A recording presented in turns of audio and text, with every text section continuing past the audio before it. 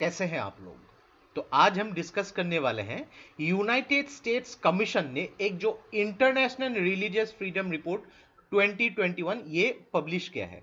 तो मेनली यहाँ पे इंटरनेशनल रिलीजियस फ्रीडम रिपोर्ट ये है क्या, इसके मेन दो जो ग्रुप्स है, कंट्रीज ऑफ स्पेशल कंसर्न और स्पेशल वॉच लिस्ट, इन दोनों के बारे में ही डिस्कस करेंगे। कौन सी कंट्रीज को यहाँ पे इंक्लूड किया गया है और रिसेंटली भारत को कंट्रीज ऑफ स्पेशल कंसर्न में दूसरी बार इंक्लूड किए गए हैं।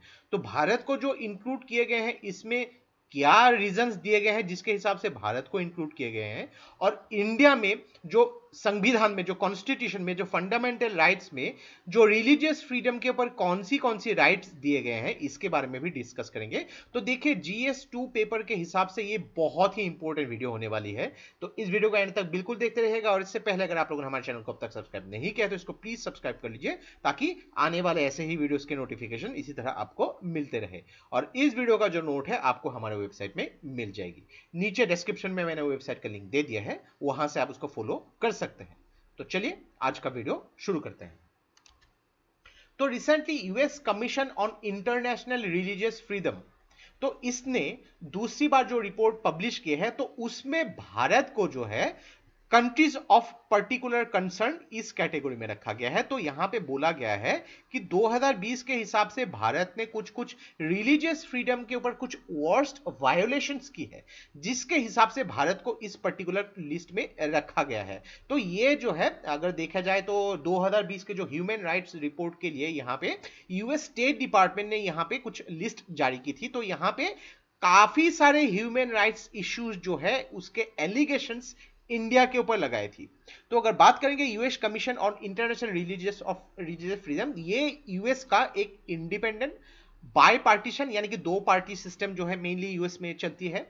तो फेडरल गवर्नमेंट का एक कमीशन है जो यहाँ पे रिलीजियस फ्रीडम, अगर किसी पर्टिकुलर जगह पे उसमें प्रॉब्लम्स होती है, उसमें रिलीजियस फ्रीडम नहीं मिलती है, ह्यूमन राइट्स, तो उसका एक यहाँ पे जो है रिपोर्ट पब्लिश करती है। और यूएस कांग्रेस यानी कि यूएस का जो पार्लियामेंट है उस पार्लियामेंट का ये एक एडवाइजरी बॉडी भी है। ऐसी छोटी छोटी स्टेटमेंट बेस्ड प्रश्न भी आपको एग्जाम्स में पूछे जा सकते हैं, तो इसमें थोड़ा सा ध्यान दीजिएगा।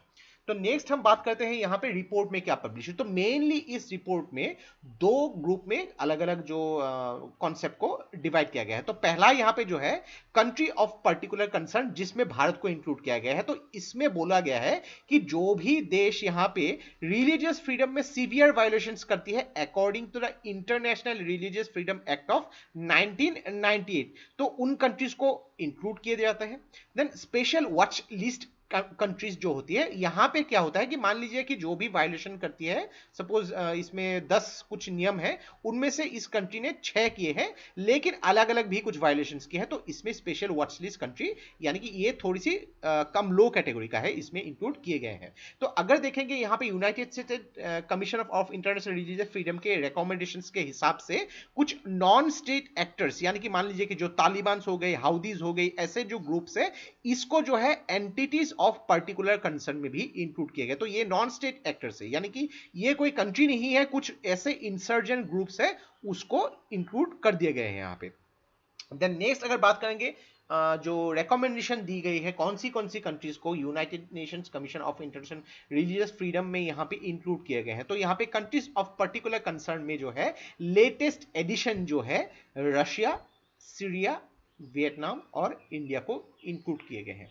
और कुछ कंट्रीज जो है ऑलरेडी पहले से ही इस जो कंट्रीज ऑफ पर्टिकुलर कंसर्न में मौजूद थी, जैसे कि बर्मा हो गई, चाइना हो गई, उइगर कम्युनिटी के ऊपर जो भी इनजस्टिस हुई थी उसके बारे में आप जानते हैं, इरित्रिया में हो गई, तो ईरान में होती रहती है अक्सर जो माइनॉरिटीज के ऊपर, नाइजीरिया, नॉर्थ कोरिया में बहुत ज़्यादा यहाँ पे होती है, पाकिस्तान में तो आप जानते ही हैं ऑलरेडी, सऊदी अरेबिया में होती है, तजिकिस्तान में होती है, तुर्कमेनिस्तान। तो मेनली यहाँ पे माइनॉरिटीज के ऊपर ही ज़्यादातर देखने को मिलता है जो रिलीजियस फ्रीडम उन लोग को नहीं मिलती है। देन अगर बात करेंगे for a special watch list, यहाँ पे जो है कुछ कुछ कंट्रीज है जैसे कि अफगानिस्तान हो गई, अल्जीरिया हो गई, Azerbaijan, Egypt, Indonesia, Iraq, Kazakhstan, Malaysia, Turkey, ऐसे जो है कंट्रीज को स्पेशल वॉच लिस्ट में इंक्लूड किए गए हैं। तो मेनली यहाँ पे देखेंगे कि जो भारत के केस में ऐसी कौन सी केसेस है जिसके हिसाब से इंडिया को जो कंट्रीज ऑफ पर्टिकुलर कंसर्न में इंक्लूड किया गया है। तो सिटीजनशिप अमेंडमेंट एक्ट 2019 एक बहुत ही बड़ा इशू हुआ था, पूरा जो देश इसमें से हिल गया था। तो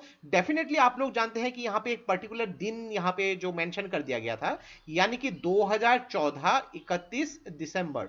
ओके, तो इस दिन को अगर मान लीजिए कि कोई भी जो व्यक्ति है वो जो नॉन मुस्लिम है, यानी कि क्रिश्चियन, जो 6 अलग अलग रिलीजन यहाँ पे जो मेंशन कर दिए गए थे, स्पेशली पाकिस्तान, अफगानिस्तान और बांग्लादेश से, अगर इस डेट से पहले नॉन मुस्लिम कोई भी जो व्यक्ति, यानी कि उस देश का जो माइनॉरिटीज है, वो अगर इंडिया आ चुका है तो उसको सिटीजनशिप मिलेगी। तो ये बात कह दी गई थी। तो यहाँ पे बोला गया है कि मुस्लिम जो यहाँ पे रिलीजन है उसको एक्सक्लूड कर दिया गया था, तो वो एक जो है एलिगेशंस इंडिया के ऊपर लग गई थी। दिल्ली राइट्स अगर देखेंगे यहाँ पे, दो दिल्ली राइट्स में मेंशन किए गए हैं कि पिछले साल जो दिल्ली राइट्स हुई थी तो उसमें मेजोरिटी जो रिलीजन जो है, मेजोरिटी के द्वारा माइनॉरिटीज के ऊपर अटैक्स हुई थी, इसको इंक्लूड किया गया है यहाँ पे। नेशनल रजिस्टर ऑफ सिटीजन्स, ये स्पेशली आसाम के केस में, तो यहाँ पे एक पर्टिकुलर डेट के बाद अगर कोई भी व्यक्ति अगर आसाम में आया है तो उसको इलीगल करार दिया जाएगा और उसको जो है, उस व्यक्ति को जो है डिटेंशन कैंप में रखा जाएगा। तो अगर यहाँ पे देखा जाए तो ज्यादातर जो रिलीजन जो पॉपुलेशन बिलोंग करती है वो मुस्लिम कम्युनिटी से बिलोंग करती है, तो इसके लिए भी इसको इंक्लूड कर दिया गया था।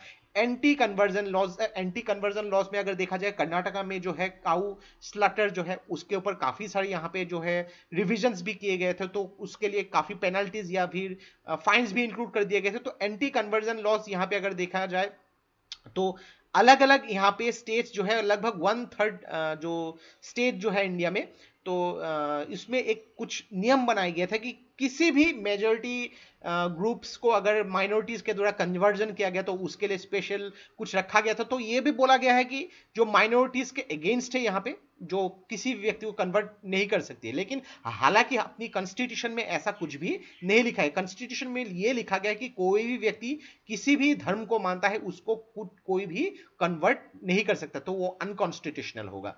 देन अगर बात करेंगे disinformation and in team and violence, तो यहाँ पे काफी सारे जो वायलेंस से रिलेटेड अगर बात करेंगे तो वो माइनॉरिटीज के चीज साथ जो होती है वो जो है मेंशन नहीं किया जाता, लेकिन मेजोरिटी के साथ अगर कुछ होती है यहाँ पे उसको मेंशन किया जाता है। तो काफी सारे कुछ एक्चुअली यूएस जो commission for international religious freedom, इन्होंने भी अगर ठीक से अगर कुछ रिसर्च किया होता तो ये कुछ कुछ जो पॉइंट्स इंडिया के ऊपर लगाए गए थे वो शायद वैलिड नहीं होते।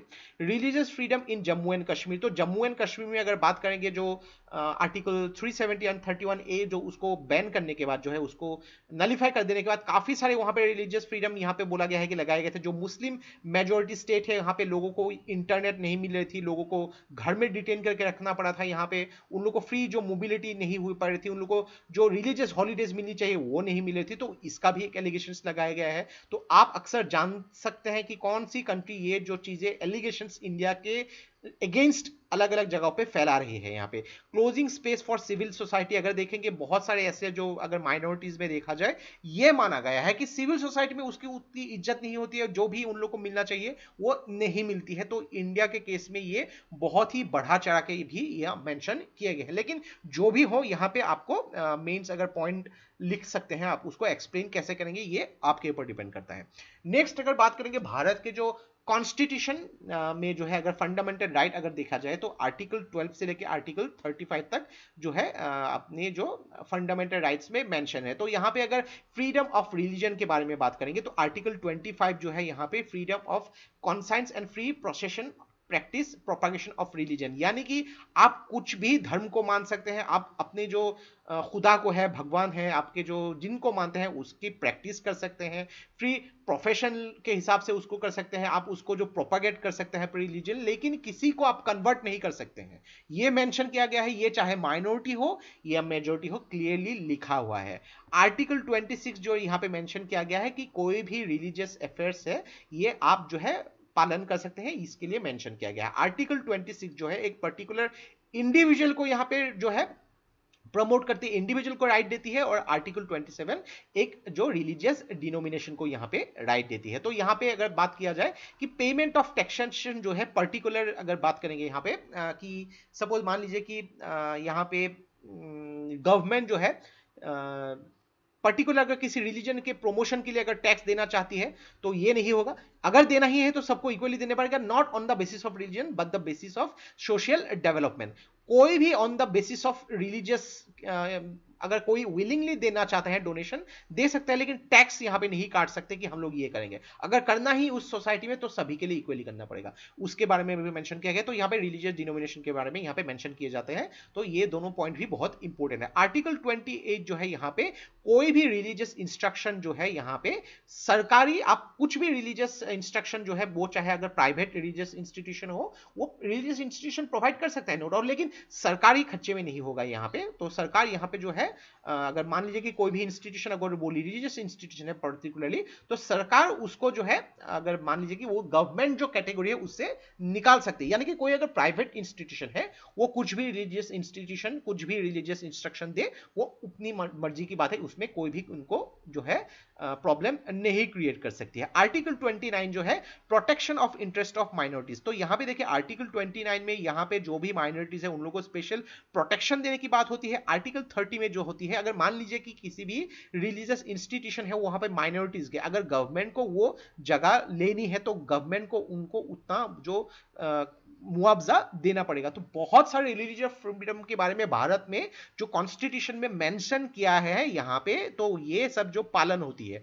अगर मान लीजिए कि ये फंडामेंटल राइट जो है ये जो है इसका जो जुडिशियल रिव्यू भी हो सकती है, यानी कि अगर किसी ने आपके फंडामेंटल राइट्स को वायलेट किए तो आप हाई कोर्ट या फिर सुप्रीम कोर्ट जा सकते हैं। लेकिन यहाँ पे बहुत सारे ऐसे भी हम लोग को देखने को मिलता है कि माइनॉरिटीज के ऊपर काफी प्रॉब्लम्स भी होती है यहाँ पे, या फिर मेजॉरिटी के ऊपर भी प्रॉब्लम होती है। ऐसा नहीं है कि नहीं होती है, बहुत सारे ऐसे जगह भी होती है जो पर्टिकुलर एक अगर भारत के रीजन के हिसाब से देखा जाए तो वहां पे मेजर जो पॉपुलेशन अगर इंडिया के मेजर पॉपुलेशन के हिसाब से वहां पे भी प्रॉब्लम होती है। तो कॉन्स्टिट्यूशन में देखिए कि माइनॉरिटी वो अगर लिंग्विस्टिक माइनॉरिटी हो या फिर रिलीजियस माइनॉरिटी उसके ऊपर नहीं मेंशन किया गया है। लेकिन काफी सारे स्टेट्स अगर मान सकते हैं कि अगर मान लीजिए कि पंजाब जो है वहां पे सिख जो है एक मेजॉरिटी रिलीजन है, जम्मू कश्मीर में मुस्लिम जो है एक मेजॉरिटी रिलीजन है वहां पे, अगर मान लीजिए कि आप मिजोरम गए देन मेघालय गए तो वहां पे क्रिश्चियनिटी एक मेजर रिलीजन है, मेजर जो लोग है पॉपुलेशन जो है मेजर। तो माइनॉरिटीज जो है